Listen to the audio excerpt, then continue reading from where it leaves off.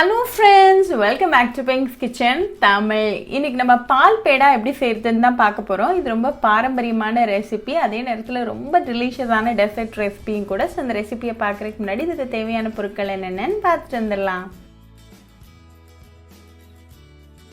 ஒரு பேனை சூடு பண்ணிக்கோங்க. அதுல 3/4 லிட்டர் காய்ச்சி ஆற வச்ச பாலை சேர்த்துக்கோங்க.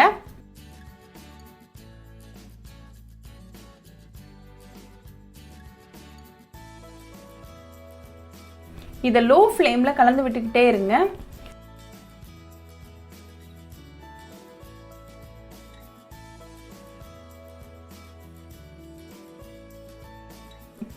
இப்போ 2 மினிட்ஸ்ல பால் நல்லா பொங்க ஆரம்பிச்சிருக்கு. இது நல்லா கலந்து விட்டுக்கிட்டே இருங்க. கடைசி வரைக்கும் ஃப்ளேமை மறக்காம லோல வச்சுக்கோங்க.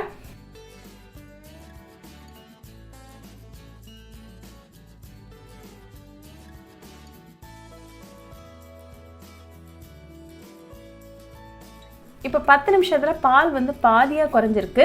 நீங்க வந்து நல்லா திக்கா கன்சிஸ்டன்சி வர வரைக்கும் நல்லா கலந்து விட்டுக்கிட்டே இருங்க.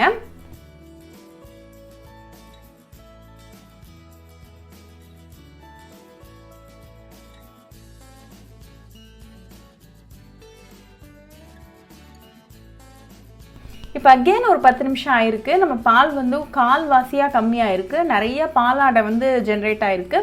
இதை நல்லா ஒரு கரண்டி வச்சு நல்லா மசிச்சு விட்டுக்கிட்டே கலந்து விட்டுக்கிட்டே இருங்க. இப்போ அகைன் ஒரு 10 நிமிஷத்துல ஆல்மோஸ்ட் ரெடியான மாதிரி ஆயிருக்கு. இன்னும் ஒரு 2 மினிட்ஸ் மட்டும் நம்ம கலந்து விட்டுக்கலாம்.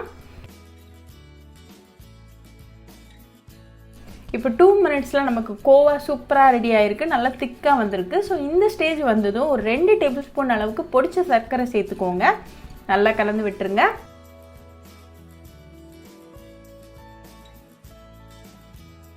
நம்ம ஆட் பண்ணியிருக்கிற சுகர் வந்து மெல்ட் ஆகி அகெயின் கொஞ்சம் தண்ணி ஆன மாதிரி ஆகும். பட் பரவாயில்ல, நீங்கள் அகெயின் நல்லா மிக்ஸ் பண்ணிக்கிட்டே இருங்க. அகெயின் திக் ஆயிரும்.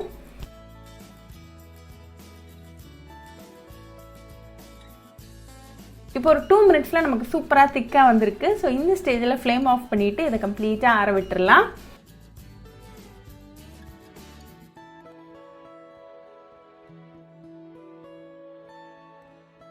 இது நல்லா ஆறுனதும் இது ஒரு மிக்சிங் பவுலுக்கு மாற்றிட்டு நல்லா பிசைய ஆரம்பிங்க.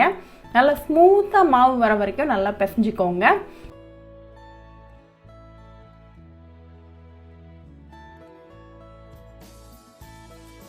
இப்போ ஒரு தேக்கிற கட்டையில் கொஞ்சமாக நெய் ஸ்ப்ரெட் பண்ணிக்கோங்க.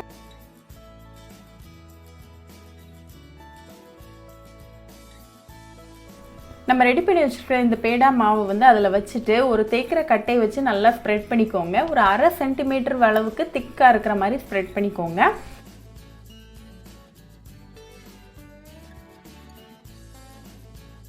இப்போ ஒரு ரவுண்ட் குக்கி கட்டரை வச்சு நம்ம வந்து ரவுண்ட் ஷேப் போட்டுடலாம்.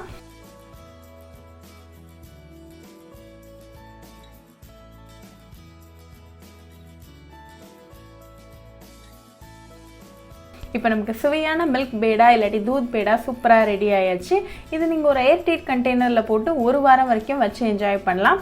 ரொம்பவே ஈஸி அண்ட் டெலிஷியஸான டெசர்ட் ரெசிபி. ஸோ கண்டிப்பாக இந்த பால் பேடா ரெசிபி உங்கள் வீட்டில் ட்ரை பண்ணி பாருங்கள். ட்ரை பண்ணிவிட்டு எப்படி இருந்துச்சுன்னு எனக்கு கமெண்ட்ஸில் சொல்லுங்கள். இன்னொரு சூப்பரான ரெசிபியோட உங்களை பார்க்குற வரைக்கும் பாய் ஃப்ரெண்ட்ஸ். உங்களுக்கு இந்த வீடியோ பிடிச்சிருந்தா லைக் பண்ணுங்க, ஷேர் பண்ணுங்க, கமெண்ட் பண்ணுங்க அண்ட் மறக்காம சப்ஸ்கிரைபும் பண்ணிருங்க. கூடவே பக்கத்தில் இருக்க பெல் ஐக்கானையும் கிளிக் பண்ணிக்கோங்க. அப்பதான் நான் போடுற வீடியோஸ் எல்லாம் உங்க நோட்டிஃபிகேஷன்ல வரும். உங்களுக்கு ரெசிபிஸ் இங்கிலீஷ்ல பார்க்கணும்னா பிங்க்ஸ் கிச்சன் சேனலை பாருங்க. சேனலோட லிங்க் நான் அந்த டிஸ்கிரிப்ஷன் பாக்ஸ்ல கொடுக்குறேன். மறக்காம செக் பண்ணுங்க. இன்னொரு இன்ட்ரெஸ்டிங்கான ரெசிபியோட உங்களை பார்க்குற வரைக்கும் பாய் ஃப்ரெண்ட்ஸ்.